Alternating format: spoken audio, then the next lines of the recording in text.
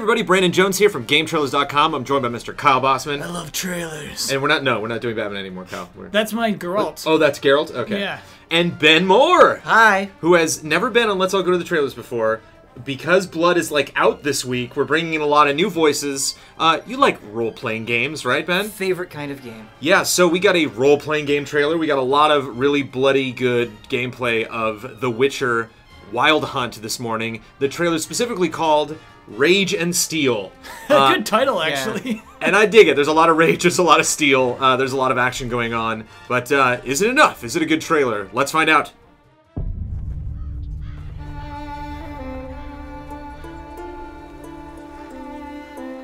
Boy, the music in this game is good. I mean, I'm assuming this is it's kind of like metal and kind of like modern, actually. Do you think this track is actually in The Witcher 3? I doubt it. I doubt it too. It seems familiar, though. It seems like this was maybe in another trailer. Maybe it's like a licensed piece of music that they got and they thought they would put in one other gameplay video. They use it well, regardless. I like the length. I think my favorite thing about this trailer is there's a moment right before he throws a grenade or something, or a firebomb, and just completely destroys the upper half of one guy's body. But right at that point, I thought the trailer was actually going to be over, and they do a good job. I think that might be just past the minute mark. They do a good job of kind of setting up yeah, this is just a little gameplay montage and that's it. And then we get a whole bunch of new enemies, a whole bunch of new sequences and stuff. Really gory, maybe one too many beheadings. Once I got the idea that you could do that, I was like, okay. Running at the guy on the horse and cutting his head off, I don't think had as much impact as the first one, which is where you just spin the guy around like a top and his head just vanishes into the top of the frame. Also thought it got a little repetitive with some of the specific enemy types. This the third time we go back to that flame guy with the big hole in his, lava his belly? guy. Yeah. I just questioned kind of why we were seeing that stuff again. And one last criticism, I don't really know what the point of the trailer is. It doesn't really have a center. It's not selling anything specifically other than just hey, Witcher 3, huh? This is, you're fighting, right? And the stuff, magic, great. So Rage and Steel, while it is obviously an appropriate name for a gameplay trailer like this, what does that mean? What are they telling me that I didn't know about The Witcher? This just kind of confirms things. We get the character. Do you know her name? What's her name? Blood would know. Yeah, we don't have Blood, so we don't have the silver-haired battle maiden's name on hand. Is it Ciri? Might be Ciri. I know that's one of the characters in it. And obviously, an awesome tease of her ability at the end, as if we needed more blood. I like that there's so much blood that's literally just a giant red patch on people. It doesn't even have color, shadow, or definition or anything. It's just boom, red. But a pretty awesome gameplay trailer, all my criticisms withstanding. What do you think? I think it escalates really well. Clearly we're seeing where we start here with slow motion rain and just bodies. And then we see the bodies being made. You're right, there's some weird outliers where, yeah, we do see the guy with the hole in his stomach a little too many times. And also, two of the last enemies he kills are just normal dudes, which is strange when you... A lot of dudes in this. Yeah. Which is interesting. I wonder if that's on par with just the general pace of enemies that come at you in the game, considering you're a monster hunter. My favorite part of the trailer is when just the two schlubby archers are throwing arrows at him, and he's just, handling the arrows no problem. That's my favorite part. But yeah, this is a great trailer, especially with the music involved. It follows its music, and I guess I would call it a combat trailer. You said what is the purpose of this? He's not using magic, I think, at all. Oh, he definitely uses magic. Yeah. When?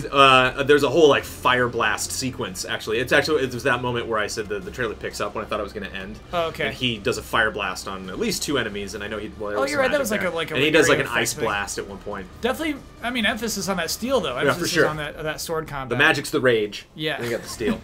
It's weird because I feel like this trailer accomplishes what it sets out to do, which is, hey, look at this flashy trailer that would make you want to play this game. It's very exciting. You get to kill a lot of cool things.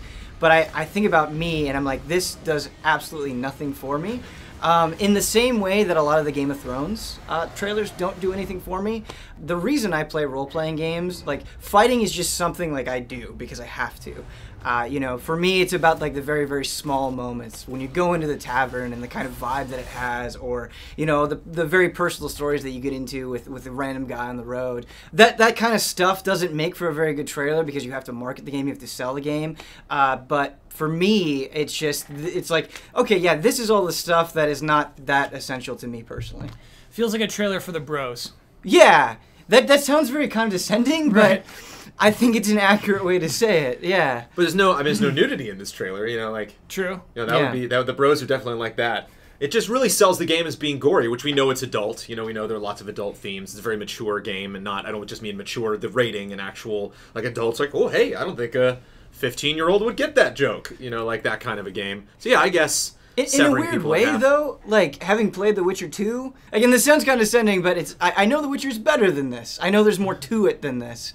The gore looks good. It's just not what I'm there for. I think I would be more upset if we didn't know what that more was, and we really do. I mean, they've definitely had trailers. They had one really great gameplay overview that was just like, hey, if you got 5 minutes, let's go through, you know, just to scratch the surface of all of the cool things that you can do in this game. Like you said, going into towns, getting quests, interacting with people.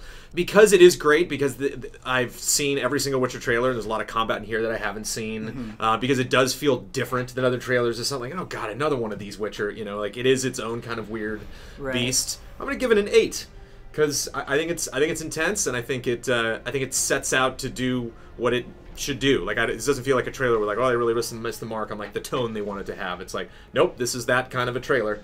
Yeah, I'm going 8-3. I'm feeling it too. I think you know, I always just like, first of all, if you're matching your music and you pick the right song, and I feel like you picked the right song for this trailer. Which is only emphasizing the combat and the slicing and the watching things burn.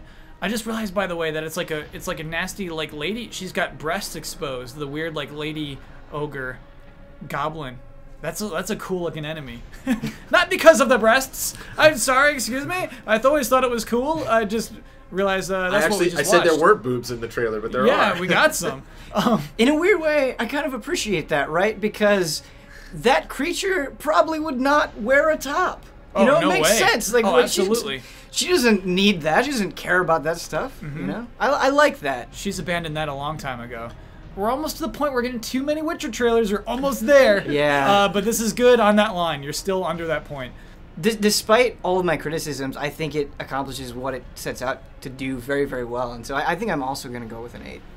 I thought you'd be a little more critical. Yeah. I was looking forward for maybe a swing to see if we would get down into the below the 8-point range, but maybe I should have been a little bit more subjective with that score, I suppose. It's not too late, man. It's not too late. Yeah.